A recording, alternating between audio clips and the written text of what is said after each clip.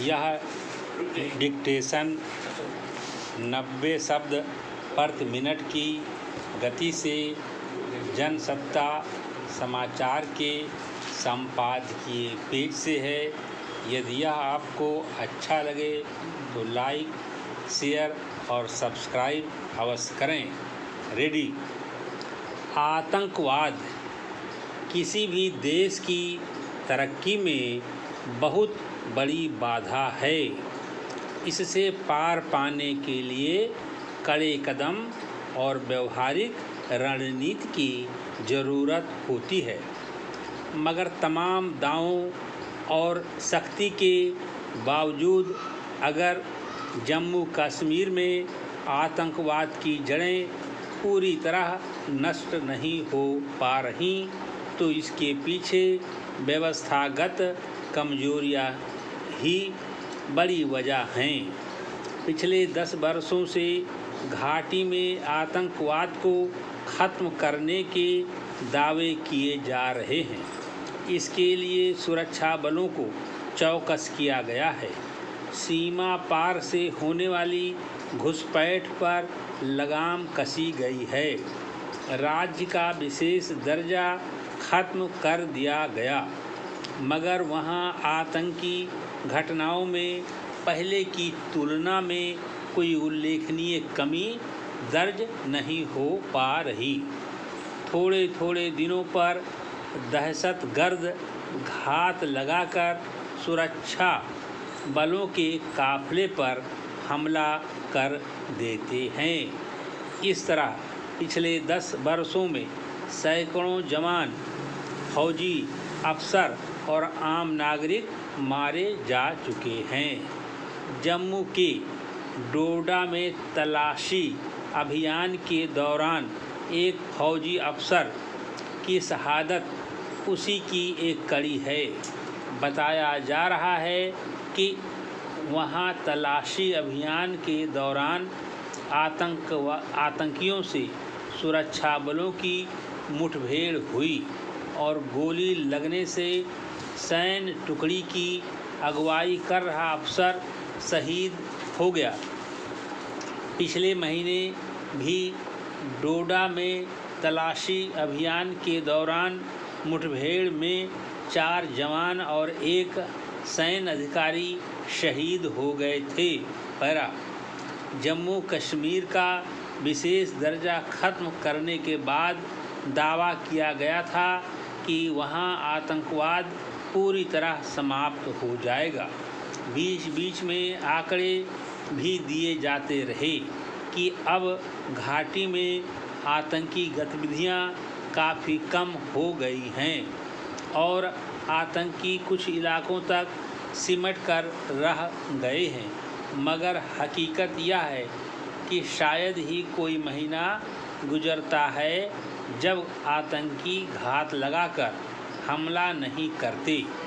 वे थोड़े थोड़े समय पर अपनी रणनीति बदलते और सुरक्षा बलों का ध्यान भटकाने का प्रयास भी करते रहते हैं। अब उन इलाकों में भी दहशतगर्दों की मौजूदगी दर्ज होने लगी है जहां पहले प्रायः शांति हुआ करती थी। सरकार का दावा है कि आतंकियों को वित्तीय मदद पहुंचाने वालों पर शिकंजा कसा जा चुका है। सड़क के रास्ते पाकिस्तान से होने वाली तिजारत पहले ही रोक दी गई थी, जिससे सीमा पार से आने वाले हथियारों और गोला बारूद की आपूर्ति पर रोक लगने का दावा किया जाता है। सीमा पार से घुसपैठ की कोशिशें भी काफ़ी हद तक नाकाम कर दी जाती हैं। फिर भी घाटी में दहशतगर्दों के पास साजो सामान और वित्तीय मदद पहुंच जा रही है और वे लगातार सक्रिय हैं। तो इसकी क्या वजहें हैं, जानने का प्रयास होना ही चाहिए। पैरा। दहशतगर्दी पर लगाम लगाने के लिए स्थानीय लोगों का भरोसा जीतना जरूरी उपाय माना जाता रहा है, मगर वास्तविकता यह है कि स्थानीय लोगों में पिछले वर्षों में नाराज़गी बढ़ी है। स्थानीय युवा हथियार उठाने लगे हैं। इस तरह बाहर के प्रशिक्षित आतंकियों के बजाय स्थानीय स्तर पर ही दहशतगर्द तैयार होते देखे जा रहे हैं। स्थानीय लोगों से सरकार का संवाद नहीं बन पा रहा। वहाँ लोकतांत्रिक प्रक्रिया लंबे समय से स्थगित है। लोकसभा के चुनाव तो करा लिए गए, मगर विधानसभा के चुनाव कब होंगे अब तक घोषणा नहीं हुई है। वहाँ लोकतांत्रिक प्रक्रिया बहाल हो तो स्थानीय लोगों का भरोसा जीतने में कुछ मदद मिलेगी, मगर यह तभी संभव होगा जब सरकार अपने राजनीतिक नफ़े नुकसान के गणित से ऊपर उठकर प्रयास करे। समाप्त।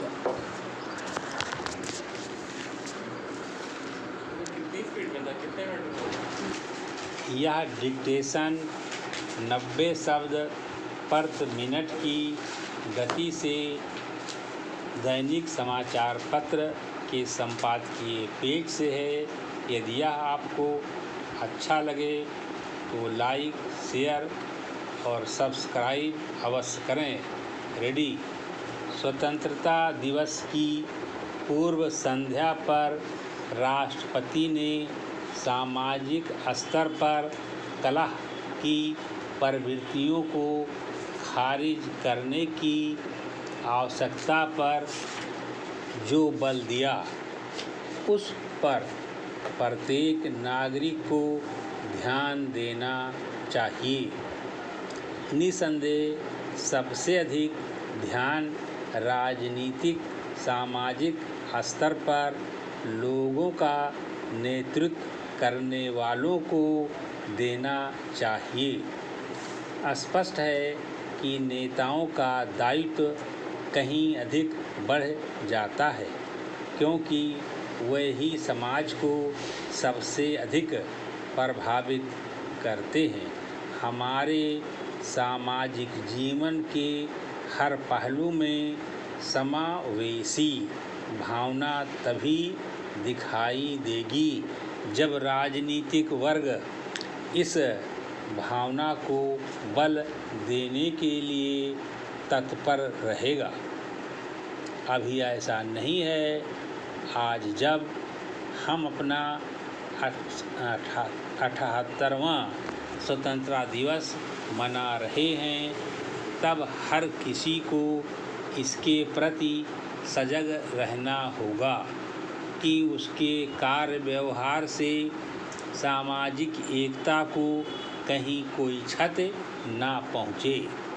इसके प्रति सजग रहकर ही हम सभी को साथ लेकर प्रगति पथ पर आगे बढ़ सकेंगे और वह सब कुछ अर्जित कर सकेंगे जो संभव नज़र आ रहा है, जो हमारे लिए अभीष्ट है और जिसके जरिए देश को सामाजिक और आर्थिक रूप से सशक्त बनाया जा सकता है।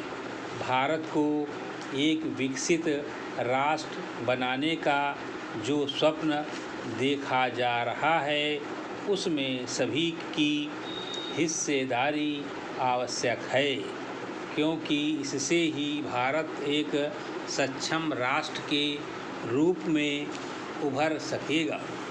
इसके लिए यह आवश्यक है कि हम सभी अपने मतभेदों के बीच सद्भाव बनाए रखने की महत्ता को समझें।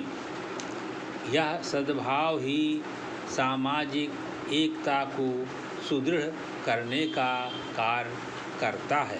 पैरा। आज सामाजिक एकता पर बल देने की आवश्यकता इसलिए और बढ़ गई है क्योंकि देश को कई मोर्चों पर चुनौतियों का सामना करना पड़ रहा है। चुनौतियां आंतरिक मोर्चे पर भी हैं और बाहरी मोर्चे पर भी। हम इसकी अनदेखी नहीं कर सकते कि आज विश्व में किस तरह उथल पुथल हो रही है। चूँकि उथल पुथल हमारे पड़ोस में भी हो रही है, इसलिए हमें कहीं अधिक सचेत रहना चाहिए। पड़ोसी देश बांग्लादेश में जो कुछ हो रहा है उससे हमें केवल चिंतित ही नहीं बल्कि सजग भी रहना चाहिए। संभवतः बांग्लादेश के अस्थिरता और अराजकता से घिरने के कारण ही राष्ट्रपति ने स्वतंत्रता दिवस की पूर्व संध्या पर विभाजन की विभीषिका की ओर ही देश का ध्यान आकर्षित किया। हम सबको यह सदैव स्मरण रहे कि हमारे पूर्वजों ने जो स्वतंत्रता हासिल की उसकी देश को बहुत बड़ी कीमत चुकानी पड़ी थी। यह कीमत इसीलिए चुकानी पड़ी थी क्योंकि तब हम सामाजिक रूप से एकजुट नहीं रह सके थे। अपनी तमाम विविधता और बहुलता के बाद भी हमारे समाज की एकजुटता देश की एक बड़ी शक्ति रही है। एकजुट समाज वह सब कुछ कहीं अधिक आसानी से हासिल कर सकता है जो उसके सुनहरे भविष्य के निर्माण के लिए आवश्यक है। जैसे हमारे पूर्वजों ने स्वतंत्रता की लड़ाई मिलकर लड़ी थी, वैसे ही हमें सशक्त और समरस भारत के निर्माण का लक्ष्य भी मिलकर साधना चाहिए। समाप्त।